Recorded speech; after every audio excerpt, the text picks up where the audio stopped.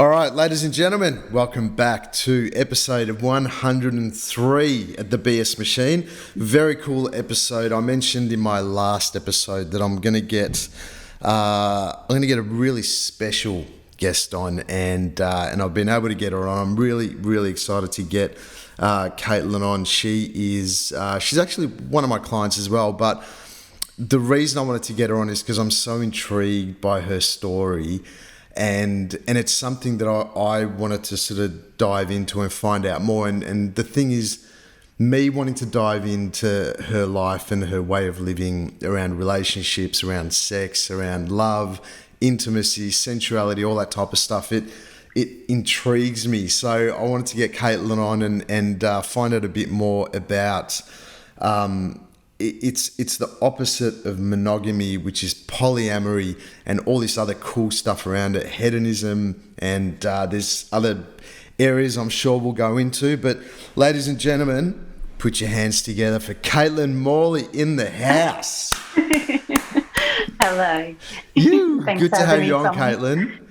Thank you. Yeah, it's awesome. And you know what? And I just, first of all, even before we go into it, it's such a weird subject, I reckon, to talk about, because I think a lot of people think about it and they wonder about it, but it'll be very interesting to see how conversations like this, when you get into this, how they'd go in certain relationships. So it'd be cool to hear your story of how you got into polyamory and the beginnings of how that happened. And by the way, even before we go into that, can you explain what polyamory actually means? Yeah, so basically meaning many loves. So polyamory is a portion of non-monogamy. So non-monogamy is anything other than monogamy. Within that, you can have so many different structures of relationships. You can have sort of more open relationships sexually, or you can have polyamory, which means to have multiple loves and multiple committed relationships. That's incredible. So you know what, we'll dive a little bit more into this later, but tell us how does one even begin their journey into this world? Yeah, I feel like everybody gets into this in so many different ways. I mean, it's becoming a lot more mainstream now, especially in the past few years. But I went on a date with somebody about 7 years ago, and on that date, he was kind of like, so by the way, I am polyamorous and I have a wife. And I was like, oh, okay, I didn't know this, and it kind of threw me. And that was the first time I'd ever heard the word polyamory. And so I was with him for about a year and a half. So he is what you would call the pivot. So he was in the middle, and then he had myself, and then he had his wife. And so that was sort of my first journey with polyamory, and just learning how to manage that. And then over the years, I had also been solo poly, which meant that I didn't have a primary partner, and I was dating people who had other partners. And then when I eventually met Chris, who's my life partner now, he's sort of been this relationship has had a very different structure. So he and I have had this full-time partnership, and then we've ventured out and connected with other people. And so I've been the pivot. I've had Chris and other partners. So there's so many different structures that you can have, and that's the beauty of it, of creating what works for you and your partner. But yeah, so I've experienced a lot of different dynamics over the past 7 years, but basically just sort of bumping into somebody who exposed this world to me, and then just doing a lot of learning along the way. That's incredible. And so, because I'm not going to say women, I think most anyone, any human, if you went on a date with someone and they're like, dude, you know what, just an FYI, I've got a husband or I've got a wife, let's go. I'd love to take you on a second date. Like any normal person would be like, I'm good, mate. Like you're just some fucking creep, and so I'm assuming that with this guy that you first went on a date with, his wife also knew what... Absolutely. Yeah. And that was my first question. I was like, is this ethical? Is she aware of it? And so some people have this method of, it's called don't ask, don't tell, where their partners are aware that they're dating other people, but they don't want to know any details. And then on the flip side of that, there's kitchen table polyamory, where you actually meet your metamor, which is your partner's partner. Wow. And so that's how Chris and I run our dynamic in our household. We, my partners come over, Chris and I will cook for my partners and for Chris's partners, and we all just meet and get along. But not everybody operates that way, but that's where a lot of people are moving towards, just having that openness. And then they can become really good friends of yours as well. And it's just a way of expanding your family, really. So it's beautiful. Unbelievable. So the first question I've got is, obviously the first port of call, which I think would come into this, would be jealousy. Yeah. And it would be this thing of like, I think for me personally, the don't ask, what was it? Don't ask, don't tell. Don't ask, don't tell, DADT. Yeah. That to me personally would be probably more painful or more hurtful than, actually just being out in the open about it. But how do you initially have these conversations, or how do you deal with the initial feelings of jealousy when you're first landing in this world, or when you're first exploring? And a second part to that question is, even when you're fully in this world of polyamory and all the other cool stuff around it, how does jealousy still come up? Absolutely. Jealousy is something that every single human experiences at some point or another. It does not go away entirely. There are certain situations that I've been in where initially it's a bit of a hurdle and I have felt jealousy, but then over time, as those situations keep arising, sometimes the jealousy can be completely eradicated. For example, when Chris and I first opened up, him going on a date with somebody over coffee, I experienced jealousy at the beginning. And now if he went out for coffee with anybody with an intention to pursue something with them, I have no jealousy whatsoever. But there are some things where I still experience jealousy, especially if I'm not in a great state, a great frame of mind at that time, or it's just a new experience that I haven't worked through. It definitely still pops up.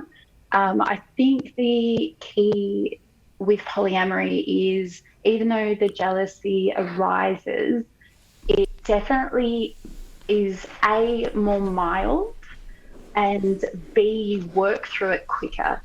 And communication is key. So if you're ever feeling any sort of unpleasant feelings around something that your partner might be doing, talk to them about it.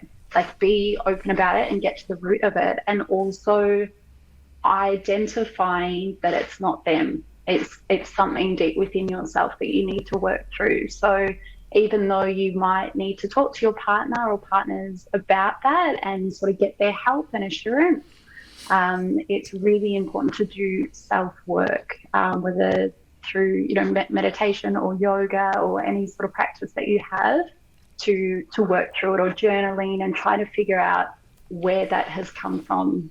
And it's generally something that's happened earlier on in your life that you're still carrying with you. So doing a lot of self-healing and inner child work does help you move through this jealousy. Gotcha.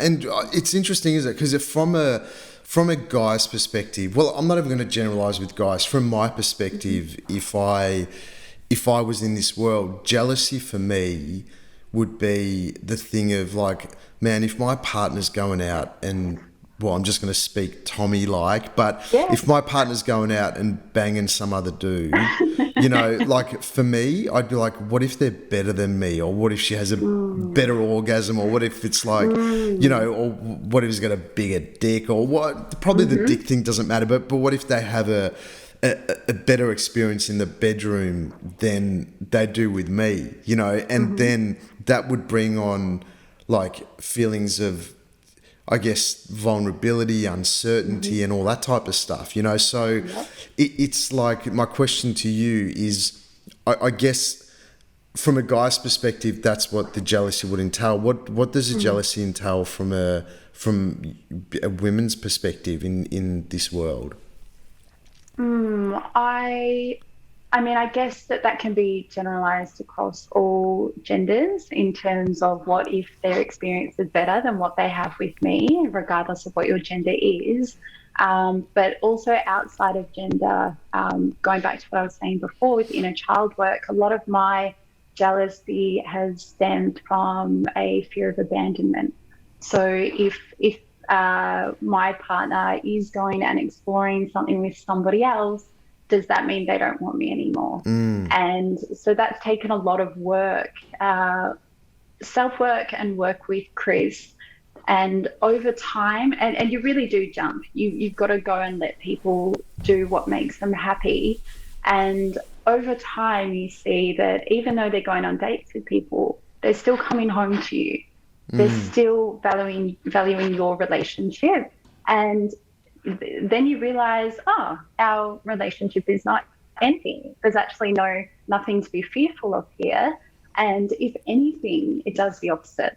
And the love that Chris and I have for each other has grown so much over time, and our bond has gotten stronger because when we each had this light bulb moment of, like, he's not just my partner, he is his own individual person. And I need to let him explore that. And he lets me explore myself as well. And just realizing that so many people give us different things. We can receive a beautiful gift from each person that we're connecting with. So it's not about other people being better. It's about they're able to connect with us like a certain facet of ourselves in a way that this person may not be able to, and that's okay. That's the beauty of connecting with a large variety of different people. It's like when you look at your friendship group or your colleagues or having multiple children or parents, everybody gives you something different, and you're able to offer them something different as well. Yeah. And so it sounds like to me, you and Chris in your relationship, it sounds so cool because you've got this little, nucleus that you guys have created for yourself, which is, it would be such an incredibly trusting and open space for you guys to come back to each day. Because you guys live together, yeah? Yeah. So then, can I just ask, this is probably the lowest, maybe conscious question I could ask, but I'm sure a lot of people would want to know. So let's say you're out and about just doing your daily thing, and you meet a guy or a girl. I don't know if it goes both ways or not, but you meet a guy or a girl and you have an instant connection. And the guy's like, I'm single. I'd love to just take you home and have a good time together. Is that something that you can do in a polyamory relationship? And then you come home and go, babe, I had the best day. I went for a coffee and I just met this guy, and then end up going back to his house and having, great sex. My God, how was your day? Is that something that can happen? It can definitely happen. Chris and we do like to have deep connections with people. Although there are definitely times where we are sexual with people sort of earlier on in the connection. It's more rare. Most of the time, probably especially for me, I like to have deeper connections with people. So it generally wouldn't happen that quickly. But if it did, sometimes you meet people and you connect so deeply straight away. And if there is a really strong sexual energy and you want to experience what that may look like physically, then that's definitely possible. So Chris and I we understand that things can happen in the heat of the moment, but we do try and give each other as much information as we can before we actually go on a date with somebody, just to sort of gauge, is there chemistry? Where can you see this going?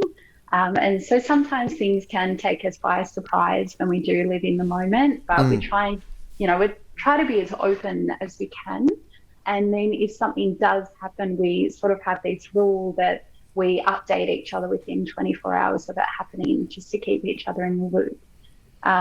So sometimes in terms of coming home and telling each other about it, there's definitely been times where it's been hard to hear what he's had to say and vice versa, but it's more important to take that leap and just to be honest rather than have things snowball and not actually know what's going on in each other's lives. So it's really important to have those conversations even when it is sort of hard to express or hard to receive. And so, being in this world of this exciting world, would you say, in your experience, would you say that being polyamorous is a better way of life, or would you have rathered your life back when it was just monogamy, one partner, one nucleus, and that's what it is?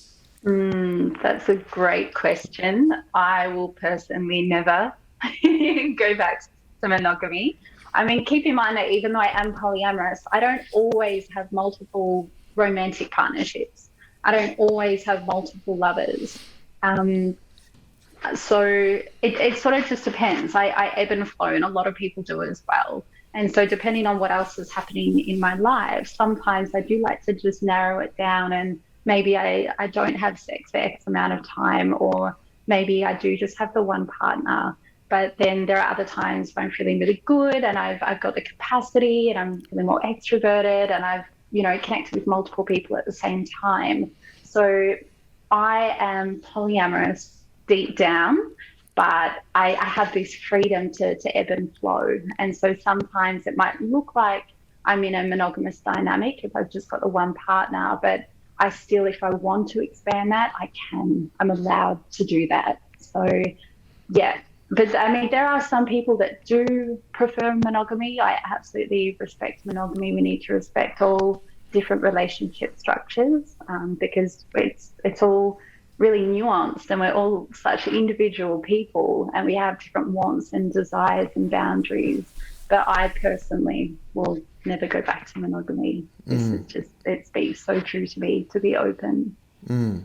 So cool. And you know what I love about you is that you've experienced so much already within this world that you've taken it even further, and now your life is pretty much coaching people in, is it sensuality, is it polyamory? I mean, what's your coaching involved? How does it move? Where do you take it? I mean, do people come see you if they're interested in polyamory and they need the partnership needs some help getting there, or what sort of people do you work with? Yeah, absolutely. So my intention overall is to help people stand in their truth and delve deeper within themselves and sort of release a lot of societal expectations that we've grown up with, and to just help people expand. So that touches on sensuality and reconnecting with themselves and their partners sexually. And definitely relationships is a big part of that as well. So lots of people have over the years sort of questioned how I have multiple partners and what that looks like for me, and that definitely piques their interest, and so they want to know more about it. And it's really beautiful watching people's journeys over the months and years sort of slowly dabbling into it. So definitely more, I mean, I talk to a lot of people who are already in being non-monogamous and polyamorous world, but definitely wanting to help more and more people sort of go from monogamy to non-monogamy and help them with that transition, whether they're partnered or not, just help them open up and sort of discover what works for them best. So interesting. And with the Melbourne community, because you're in Melbourne, Australia as well, just like I am, but with the community in Melbourne, is it a big polyamorous community? Yeah. It is. Yeah, yeah, yeah. It is. I mean, it's still the polyamorous community and the kink communities, they're still definitely minorities worldwide, but Melbourne is quite large. It's probably the largest community in the country. So, yeah, I think I don't. As I said, it's still a minority, but there's a lot of people in there who may not be polyamorous specifically, but non-monogamous in some sort of way. So they're still quite underground communities, but it is slowly becoming more and more mainstream, Yeah, which is yeah. beautiful to see. Yeah. Yeah. And it's because the way you speak about it, what the image that pops into my head is that if you went to a polyamorous community, you met up with them, as soon as you're talking about it, I just imagine walking into a room and there's just like a big ass orgy going on. Everyone just banging each other, and it's like, hey, how you going, Stu? Hey, mate, how you going? You want to come suck my dick? Or, I don't know. Like, I'm being a bit out there, but it's like, No, it's fair.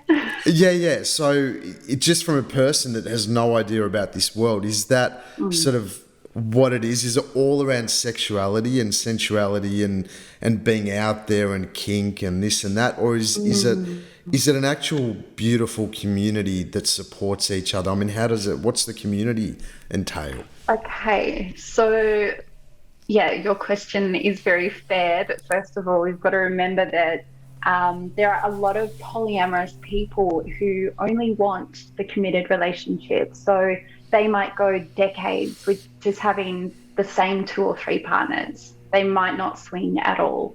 And we've also got to acknowledge that there are a lot of people on the asexual spectrum who either don't have sex at all, or, even if they do to some extent, they certainly wouldn't do it in that sort of space. I personally don't swing a lot. As I said earlier, I like to have those deeper connections if I'm going to be sexual with somebody. But when it comes to all of these events, there are, like in the kink world, they're called munches. So there's actually no kink play happening. It's just to go to a bar or a restaurant and connect with like-minded people. And that's the same in the polyamorous or non-monogamous community as well. So they're just sort of vanilla catch-ups where you just go and socialize and you can speak freely about who you are. And then you have specific kink events, and that's where people do play in lots of ways, predominantly in kink ways, but there can sometimes be sex on premises. And then you have the swinging world, which is its own separate world. And a lot of those people aren't kinky, and it is more just wanting to have bodies everywhere and just having that group sex. But there is definitely a crossover between the kink and the swinging communities. A lot of people do enjoy both. So yeah, there's sometimes there's play, sometimes there's not. There's just such a variety of different events depending on what you're seeking. And just something that also popped up is, how does it work in terms of staying safe? Is there like a rule where you'd like, I guess when you've got multiple partners who they have multiple partners and then they have multiple partners, it's like the web. The web can Yeah. go out quite large. So is it something where you're just like, all right, let's just all have a monthly big test day where we get tested for STDs, or do you wear condoms, or what's the dealio? Yeah, so like at swinging events, condoms are a must. A lot of organisers even sort of say, even if you are partners, like everyone's got to wear protection of some sort. But then also with private, more intimate catch-ups, most people wear condoms. It depends on what sort of boundaries you have with your partner. Like you could have one partner that has one person that has a partner each. And if they're not playing with anybody else, maybe that one person plays with each partner unprotected. If that's the agreement and they're not having sex with anyone else, then that's okay. Other people, a lot of people sort of have one designated partner that they might play bare with, but everybody else is protected. because things can spread. That's the nature of having bare sex. So that's what works for Chris and I, having just the one person at a time. And it can change over the years, but just having one person each that we play bare with maybe, and then everyone else is protected. In terms of getting tests, we do every 3 months. That's quite a popular time frame for people. But of course, if there are any slip-ups and accidents, you just go and get tested after that just to be sure. Yeah. So it's really important to stay as safe as possible. Yeah. And so after aside from the sexuality and sensuality part, intuitively it feels to me like at the start it'd be all exciting and you get to do this and that and I got to and it's all open, but to me, I guess the way you are and the more I get to know you through working together and whatever else, it seems to me that there is a whole other benefit to this world in terms of emotionally connecting with people and serving each other emotionally through certain parts. Yeah, absolutely. It's to be honest, that's probably more of a prominent feature of this lifestyle for me personally, because of how much I value love and connection. And as I said earlier, it's like expanding, it's like creating your own family and becoming friends with people and delving deeper into the emotional stuff as well. It's just really supportive and it's really beautiful to experience that. And so when you have dinners with Chris and your other partner pops over and he comes in, Chris is like, hey mate, how you going? What's going on? Blah, blah, blah, blah. And so if your partner would come over and his partner comes over and there's four of you there and you're just hanging out, all chatting about life and, how nice is the steak and dinner's over and then you've had your wine and whatever, what sort of happens then? It's like, do they go home or do they stay? Or how does it sort of work then? Yeah, so we've had a few instances where all four of us have been together or even more, Chris's partner and their partner, so the group amount of people in that group can vary. So it could be that we're all at an event together or sort of, at our place. And a lot of the time, so Chris and I have every Friday night is with our other partners. Or if we don't have other partners at the time, we just sort of have a night to ourselves or we can go on a date. But Friday night is generally when he goes to his partner's house, or if I'm going out, she might come to ours. And so I might be getting ready to go out and she will come over and we'll have this crossover. And if it happens to be at dinner time, Chris will be cooking a meal and we'll all just eat it together. And then I'll pop out and then she'll stay the night. And there have been a few times where we have had that bigger group here and I don't know, we'll just play like a card game or a board game or watch a movie and sort of just hang out. In terms of the sleepovers, we sort of just have partners or lovers stay over. So I will have partners or lovers stay over when Chris is not here or vice versa.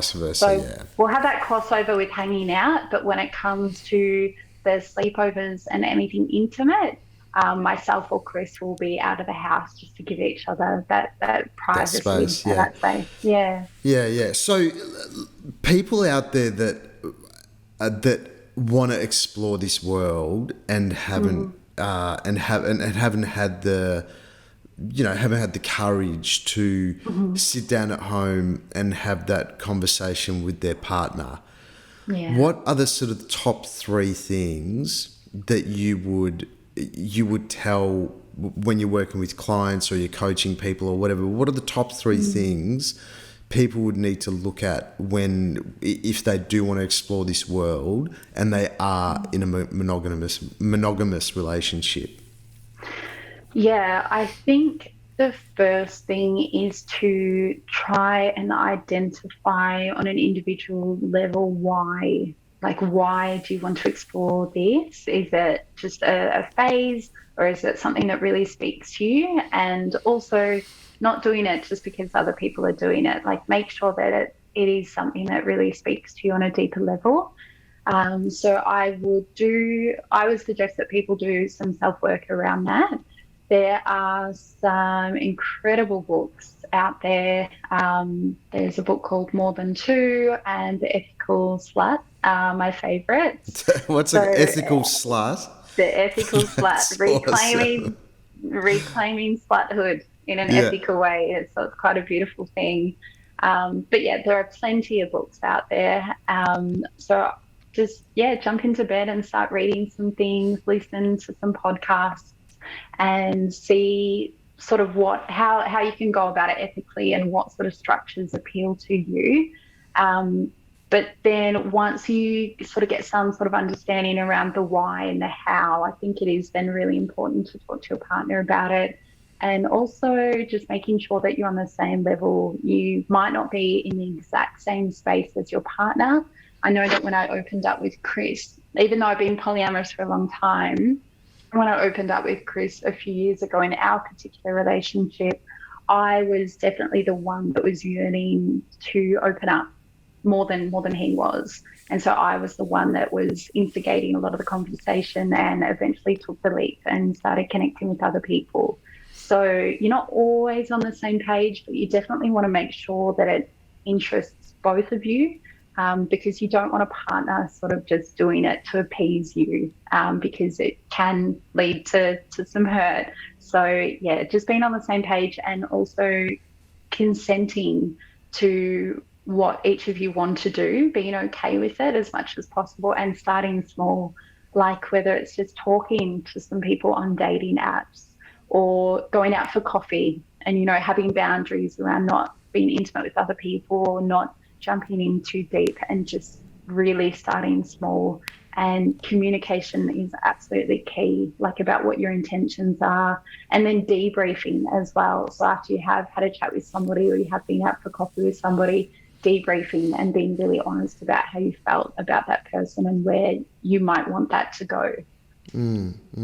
So, yeah, lots of education. Yeah. It's really, really helpful. I mean, bet.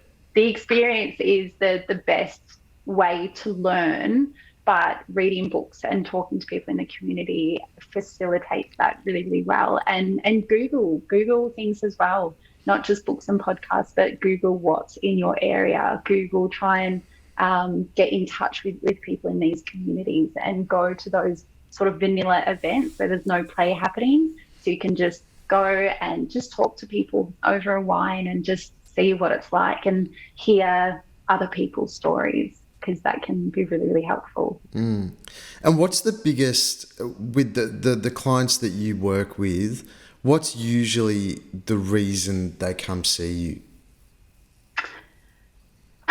I think what I'm finding is that as individuals, we are just constantly evolving. Like every single day, we are growing and we are changing. And so when you have two individuals in a relationship, that's a lot of change. Like as time goes on, people can grow apart, or even if they're not growing apart, they're discovering new parts of themselves that they want to go and fulfill. So I'm finding that either it's people that are already aware of this lifestyle, and then when they connect with somebody, they know they want to be with that person, but it's like, how do they pursue that relationship and put in the groundwork, but then open up when the time's right. But then also people who have been in longer term relationships that they know they want to stay in those relationships. They love each other, but they have other desires that they want to fulfill. So it's just about sort of keeping that relationship together and strong, and but still branching out and expanding and doing that ethically. So yeah, predominantly people that are already in existing relationships. What's been your biggest lesson in terms of this world? Because I guess you've come from monogamy and moved to polyamory, and now you are loving the benefits. What's been the biggest, like, either realization, lesson? What's been that thing where you're like, I get so much more about myself now. Non-attachment has been the biggest lesson. And when I was first opening up with Chris, because it's so much easier for you to branch out and go and do the things that make you happy, because you're on this high and you're experiencing all this new connection and lust and love and passion. But then when your partner goes and, you know, expands and connects with other people, you don't want to be hypocritical. You want to allow them to do the same thing that you're doing, but it's generally harder. And so for me, even though I was doing certain things, but then I was struggling with Chris doing certain things, I needed to really go within and figure out what was happening. And so I am really grateful for Tara Brach, and a lot of Buddhism has actually come into play with polyamory, views around love and detaching.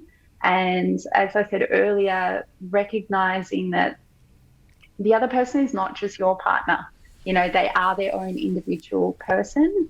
And as much as I wanted to fulfill myself with branching out and living this lifestyle, I needed to learn that my partner or any other partner, they need to do that as well. They need to go and be themselves.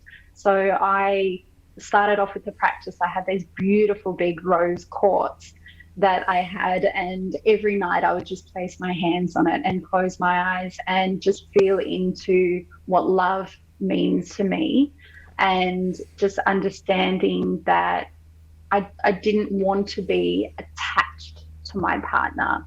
To love my partners means to let them go and be themselves and to stand in their truth. So that was a really beautiful practice for me, and it helped greatly. So definitely letting go, the whole idea of being able to still love and have this strength in your relationship, but letting go of attachment has been the biggest lesson for me. And it's still something that I'm practicing. I'll probably practice that forever, and I apply it to lots of different areas in my life, but that has been the greatest lesson for me so far. So cool. So just one last thing, because we've covered polyamory and whatnot. There's a whole other world which you mentioned to me before we started chatting on this podcast, on this episode. But I remember the other day you were mentioning Shabari, this idea of being tied up, and so I guess there's all these different levels you can head to with this.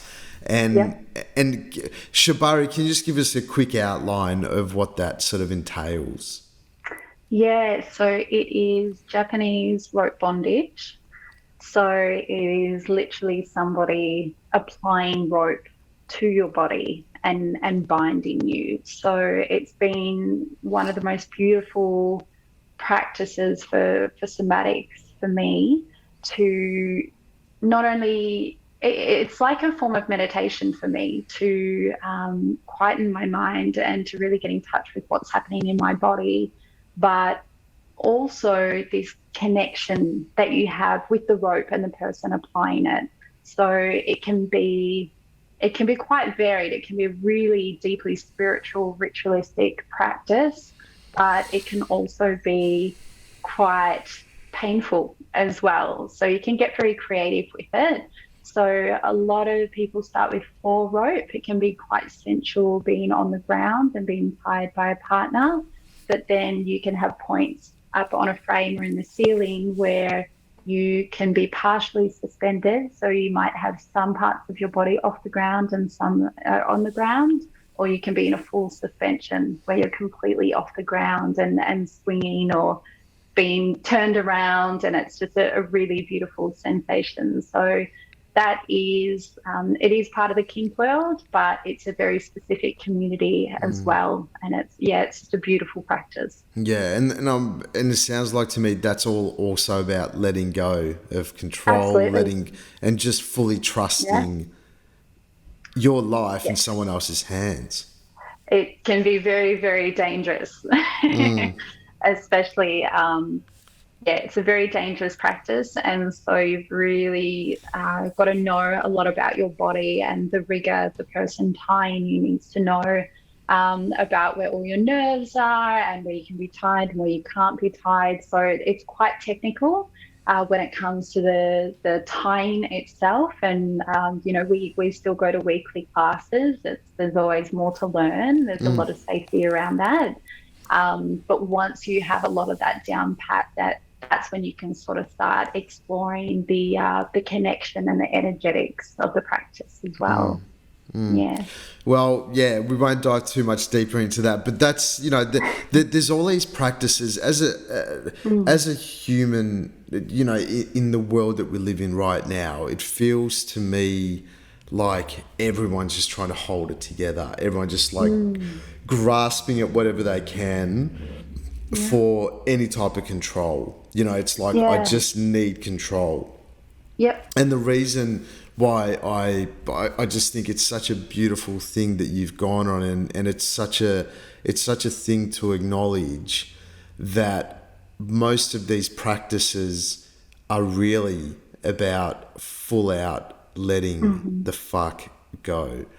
Absolutely. And being able to love someone and melt into someone, even though you know that you're sharing that with someone else, and the all the stuff that you'd have to go through, and man, it's just, I just think it's such a beautiful thing for someone to be able to have the courage and the energy and the power to move through that. And so I want to acknowledge you, Caitlin, for that, because, one, you've definitely gone through it, and you've gone through your own trauma and stuff like that, which we won't go into here, but now you've come out the other end and you've stepped into this world of actually helping others really step into this beautiful world with you, and well, not with you, but coaching them how to get into this world. So, in terms of people that are listening, the BS Machine listeners, if they were to touch base with you and get some guidance and coaching on the stuff that we spoke about, where's the best place? I mean, I'll put all the notes in the episode notes. Is it Instagram, or what's the best thing?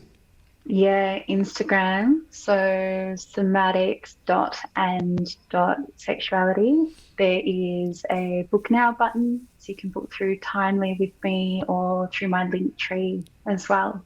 Awesome. And we can organise I'll put it all in the episode notes anyway. But such a cool chat. I'm so honoured that you came on and opened up this world to all of us, because it's one of those subjects, isn't it, that people would want to know so much about, but it's taboo. It is, and to me, like, that's really opened up my eyes. Now I'm like, wow, it's not taboo. This is like an actual, really cool thing, that it's all about letting go and opening yourself up to so many different experiences, which a lot of people probably won't get to have. So, kudos to you. Well done.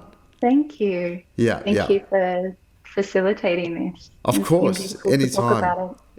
And then, guys, if you want to get in touch with Caitlin, I'll put all the notes in the episode notes, and touch base with her if you're interested in this crazy and wonderful world of polyamory, kink, and Shabari, mate.